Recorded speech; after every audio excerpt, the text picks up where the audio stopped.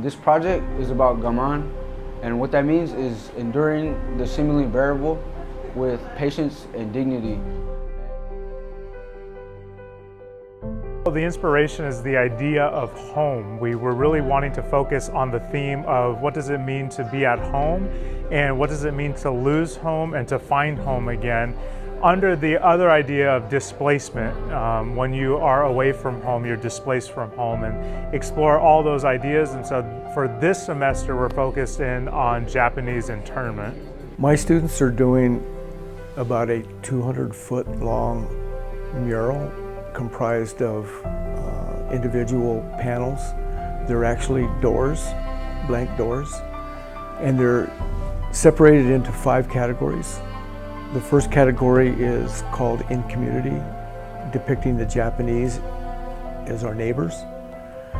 Then there's a section on Pearl Harbor.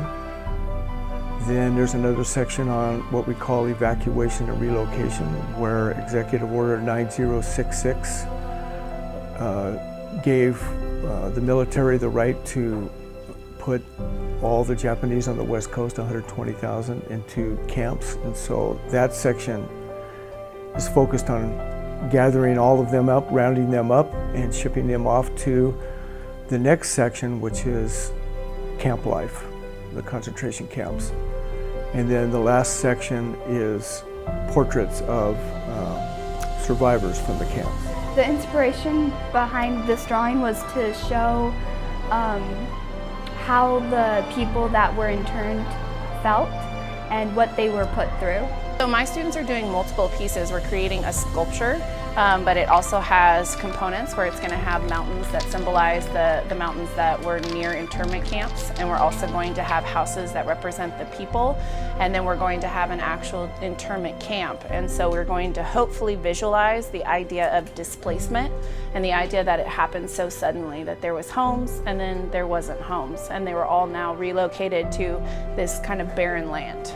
So the book we're reading is an anthology about several different stories from the perspectives of those who've experienced living in the Japanese internment camps or the concentration camps in Manzanar and Arkansas and Jerome and different parts of the United States. My students are charting multiple texts, and that means they're looking at several stories about the Japanese internment camps from the book Only What We Could Carry, and they're identifying like the central idea, the author's claim, and the evidence and how it connects to other texts in that anthology. I'm going to reflect and talk about it and see how they truly feel about it. My students are doing spoken word. We're focusing on capturing the narratives or the lives of some of these people, and we're trying to put them on the page. My students are doing a couple of things. One group is going to be working on a behind the scenes and process film and how all of this project came together collaboratively amongst all the disciplines: English, video production, art, history. And then another group of students is going to be taking an in-depth look at a survivor of the Japanese internment. His name is Robert Yano, and exploring and profiling his story. Collaboration between the history classes and our adventure right now has just been fantastic, absolutely fantastic. Well, we did a lot of reading, looking at pictures. We've been listening to speakers coming over from that were actually incarcerated. We have really just put ourselves deeply inside of this. We also took a trip out to a Japanese concentration camp, Manzanar. It was very fortunate that we had the chance to go to Manzanar for 2 days and really see firsthand what it was like, even though the area is, overrun with sagebrush and whatnot. There's still a lot of rich history there. And it becomes more real when they can do something besides just read it and see pictures of it, but when they can actually become involved in a project themselves that seems to depict what's happening. I hope my students can come away with an understanding of injustice and civil rights.